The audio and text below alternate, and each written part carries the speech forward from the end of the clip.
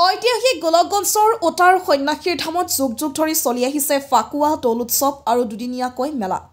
ওটাৰ সন্ন্যাসী ধামত বিশেষ ইতিহাস বুৰঞ্জীত লিপিবদ্ধ নাই। লোকবিশ্বাসৰ অংশস্বৰূপ হিচাপে আছে ঐশ্বৰিক শক্তি।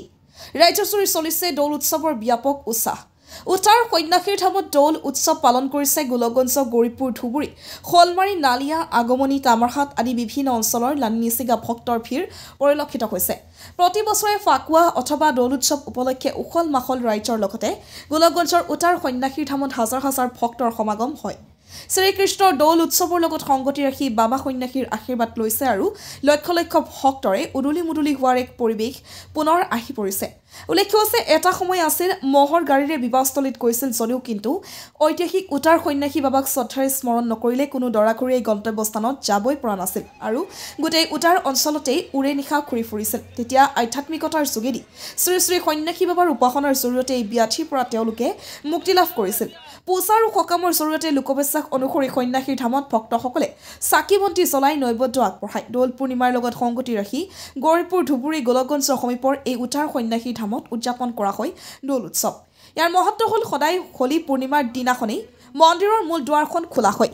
লগতে তেওঁলোকে হোলী পূৰ্ণিমাৰ দিনাখনেই মূল পূজা অৰ্চনা অনুষ্ঠিত কৰে। ইয়াত থকা এই পুখুৰীৰ পাৰে পাৰে দোকান বহে আৰু ইয়াত দুদিনীয়াকৈ বহুত ডাঙৰ মেলাও হয়, য'ত বহু দূৰ দূৰণিৰ পৰা মানুহ আহে। কাষৰ পথটো যথেষ্ট ভিৰ হয়। ইয়াত 21 হাত শিৱলিংগ নিৰ্মাণৰ কাম আৰম্ভ হৈছে। বৰ্তমান এক আধ্যাত্মিক পৰিৱেশে বিৰাজ কৰিছে। গোলকগঞ্জৰ পৰা তপনৰা report, north east frontier news. সবাইকে নমস্কার। প্রথমতে আমরা ওটার সন্ন্যাসী মন্দির ধাম কমিটির তরফতে সমূহ রাইজক আজি হোলির শুভেচ্ছা জ্ঞাপন করলাম। আর তোমাকে জানে না, এই ঐতিহাসিক মন্দিরখান আজি পর্যন্ত কোনো মানুষের খবর পায় নাই যে এই মন্দিরটি স্থাপন করা হয়েছে। এই জায়গা 300-400 বছর পার হয়ে গেল। আজি এই দোল পূর্ণিমার দিনত প্রতি বছরে দুদিনীয়া কার্যসূচীরে এই আমার ওটার সন্ন্যাসী মন্দির একটা সন্ন্যাসী পুজো এখানে ধামধুমে হয়। আর এই অঞ্চলের রাইজে সবাই ইয়া সহযোগিতা করে, তার জন্য আমরা আবার ওটার সন্ন্যাসী মন্দির তরফতে সবাইকে আন্তরিক ধন্যবাদ জ্ঞাপন করলাম।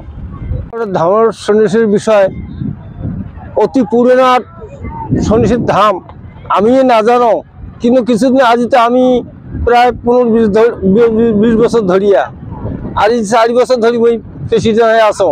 কিন্তু আমি দেখি পারলো যে ইয়াত আমার মানুষের এই সন্ন্যাসী ধামের চারুপাশের এরিয়ার মানুষের একমাত্র ঠাকুর দেখার মেলা করার আনন্দ ওখানে উপভোগ খালি সন্ন্যাসী ধাম ছাড়া আমার মানুষের জায়গা একটাইও নাই।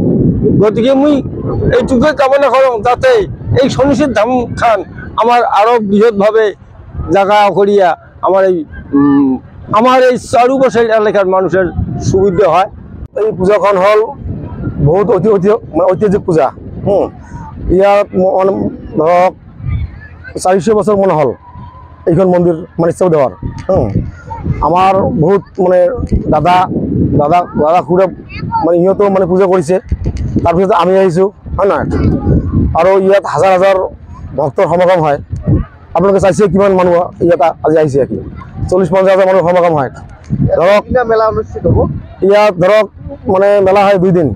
আজি আমাৰ পূজা, শ্ৰী শ্ৰী সন্ন্যাসী বাবা ধামৰ পূজা আজি, আৰু কালি হ'ব মেলা। আৰু মানুহৰ বিশ্বাস বাবাৰ চৰণত ফুল বেলপাতা দি মনোকামনা কৰাৰ কাৰণে মানুহ হাজাৰ হাজাৰ ভক্ত ইয়াত আহে। আৰু এই পূজাখনত গৌৰীপুৰ সমষ্টি, গোলকগঞ্জ সমষ্টি মানে উভয় পক্ষে মানে 2টা সমষ্টিৰ মানুহে ইয়াত জড়িত, যাৰ কাৰণে আমি ধুনীয়াকৈ এই পূজাখন পালন কৰোঁ। আৰু প্ৰশাসনে আহে ইয়াত, মানে আমাৰ গোলকগঞ্জ থানা প্ৰশাসন ইয়াত যথেষ্ট সঁহাৰি জনায়। আপোনালোকৰ ইয়াত আহে মানে যথেষ্ট সঁহাৰি জনায় সাংবাদিক বন্ধুসকল। আৰু অসমবাসীক মই এটা অনুৰোধ জনাইছোঁ, এই মন্দিৰখনত আহক, আহি বাবাৰ চৰণত ফুল বেলপাতা দি মনৰ কামনা যেন পূৰণ কৰে, বাবাৰ আশীৰ্বাদ লয়। তাৰমানে অসমবাসীক মই হোলীৰ শুভেচ্ছা জনালোঁ। এই বিষয়ে কবার গেলে এটা বহু পুরানা মন্দির, আমার জন্মেরও আগের কথা হল। তার ভিতরে দিয়ে ঐতিহ্যমণ্ডিত আমার এই সন্ন্যাসী ধাম ওঠার তা কথা যে প্রত্যেক বছরে যে ভক্ত আসে, মানে ভক্তর নাই নিচিঙা মতন।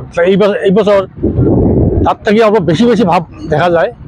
তা যে হোক, বাবা সন্ন্যাসীর আশীর্বাদ আছে আমার বক্তব্যগুলোর উপরে, যার জন্যে আমরা পুজোখানো আয়োজন করে পারছি। কমিটিও আমার মোটামুটি নতুন কমিটি হয়েছে, কমিটি তদারক ভালোই চলি আছে আর কি।